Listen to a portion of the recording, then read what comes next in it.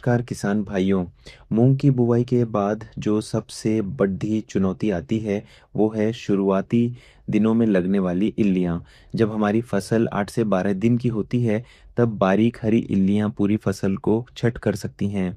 आज के वीडियो में हम जानेंगे कि मूंग में पहला स्प्रे कब करें, कौन सी दवाइयों का कॉम्बिनेशन सबसे बेस्ट है और गर्मियों के मौसम में स्प्रे करते समय किन बातों का ध्यान रखना ज़रूरी है।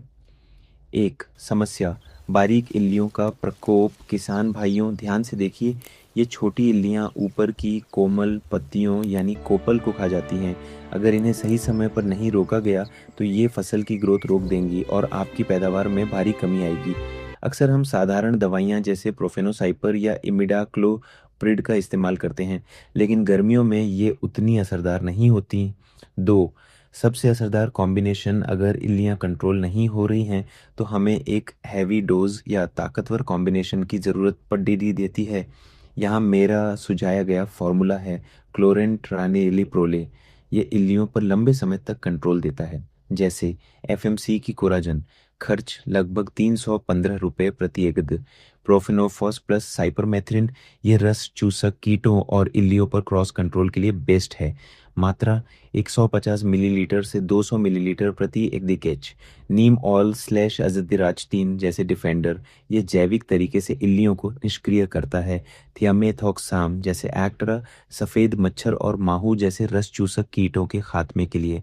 बायोस्टिमुलेंट जैसे सिंजेंटा क्वांटिस, कीटनाशक के साथ फसल की अच्छी ग्रोथ और हरियाली के लिए इसका इस्तेमाल करें। तीन, स्प्रे का सही तरीका और सावधानियां। दवाई कितनी भी अच्छी हो, अगर सही तरीके से न डाली जाए तो रिजल्ट नहीं मिलता। समय, स्प्रे हमेशा शाम के समय 5 से 6 बजे के बाद करें। गर्मियों में नमी होने पर ही दवाई काम करती है। पानी की मात्रा, एक एकद में कम से कम 7 से 8 पंप 20 लीटर वाले का पानी इस्तेमाल करें। चिपको silicone sticker, silicone based sticker ज़रूर मिलाएं ताकि दवाई पत्तों पर अच्छी तरह चिपक जाए। सिंचाई, स्प्रे से पहले खेत में हल्की नमी या सिंचाई होना बहुत फ़ायदेमंद रहता है। लाइव रिजल्ट 16 घंटे बाद। किसान भाइयों, हमने 16 घंटे पहले जो स्प्रे किया था उसके नतीजे आपके सामने हैं। देखिए, कोमल पत्तियों के बीच छिपी हुई इल्लियां अब पूरी तरह मर चुकी हैं या निष्क्रिय हो गई हैं। फसल की कोपल अब सुरक्षित है और ग्रोथ प्रमोटर की वजह से फसल में चमक भी दिख रही है। तो भाइयों, अगर आपकी मूंग की फसल में भी इल्लियां दिख रही हैं तो देरी न करें, सही कॉम्बिनेशन का चुनाव करें और अपनी मेहनत की फसल को बचाएं।